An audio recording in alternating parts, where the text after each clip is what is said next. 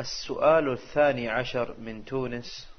يقول السائل: شيخنا بارك الله فيكم، أنا شاب أبلغ من العمر 20 سنة، جمعت بعض المال للسفر لطلب العلم، وكنت أقنع نفسي بأني سأسخرها لطلب العلم ومجالسة أهل العلم ما حييت، ولكني اليوم أجد نفسي غير قادرة على الصبر على النساء، وأجاهدها مجاهدة كثيرة أو كبيرة، فقلت ربما هذا نتاج كثرة الفتن المنتشرة في البلاد وقد استفعل العرب العرى أو العري، وقد استفعل العري والتبرج في مجتمعنا، وأردد دائما أني بمجرد سفري للمملكة ومجالستي لأهل العلم سيذهب كل ما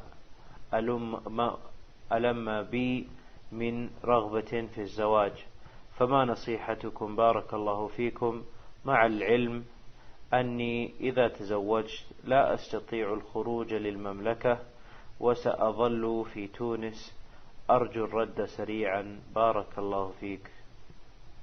يا بني من تونس، أولا أقول بلغتنا بشائر خير، وهي أن تونس حرسها الله وسائر بلاد أهل الإسلام من كل سوء ومكروه، وجمع خواص أهلها وعوامها على ما يحبه الله ويرضاه من الإسلام والسنة. بلغنا أنها قد تفتحت الآن من خلال الطيبين من أهلها لاستقبال أهل العلم، لإلقاء المحاضرات والدروس، وربما كان هناك عقد ندوات. وأنا شخصيا قد وصل إلي مكتوب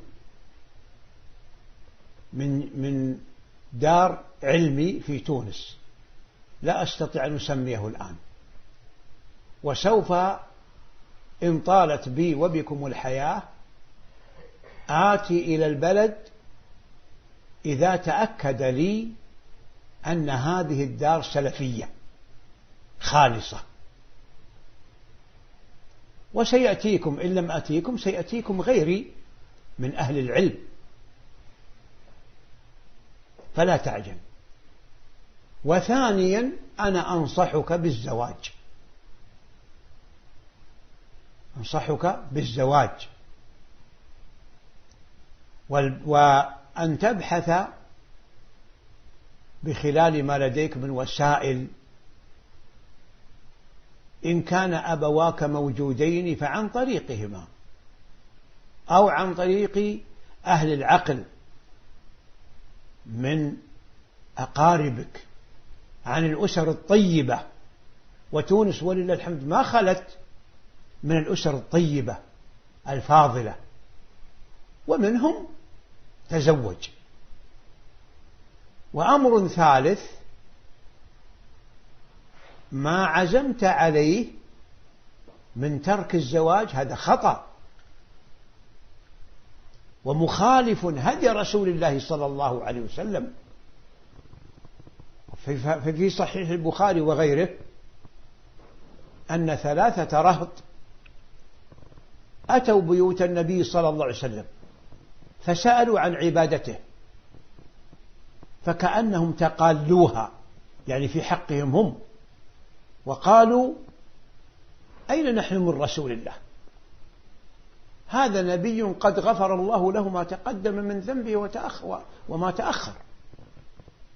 فقال أحدهم لا أتزوج النساء أبدا، وقال الثاني لأقومن الليل، أو قال لا أنام الليل أبدا، وقال الثالث لأصومن النهار أبدا. وفي رواية قال رابع: لا آكل اللحم أبدا. فبلغ النبي صلى الله عليه وسلم خبر القوم فدعاهم فقال: أنتم الذين قلتم كذا وكذا؟ قالوا: نعم يا رسول الله. قال: إني أصوم وأفطر وأصلي وأرقد وأتزوج النساء، وفي رواية: وآكل اللحم، فهذه سنتي، فمن رغب عن سنتي فليس مني. فاحذر بارك الله فيك، أنت تجاهد نفسك فيما يظهر لي على التبتل وترك الزواج. وأمر أخير: أنا طامع إن شاء الله أنك إذا رزقت الدينة الفاضلة التي نشأها أسرتها الفاضلة على محبة السنة وعلى التوحيد وعلى الأخلاق الفاضلة، أنها ستكون عونا لك على ما تريد في المملكة، في تونس أو في خارجها من أقطار الإسلام، وما أظنها تتخلف عنك. فتزوج تزوج تزوج يا بني. نعم.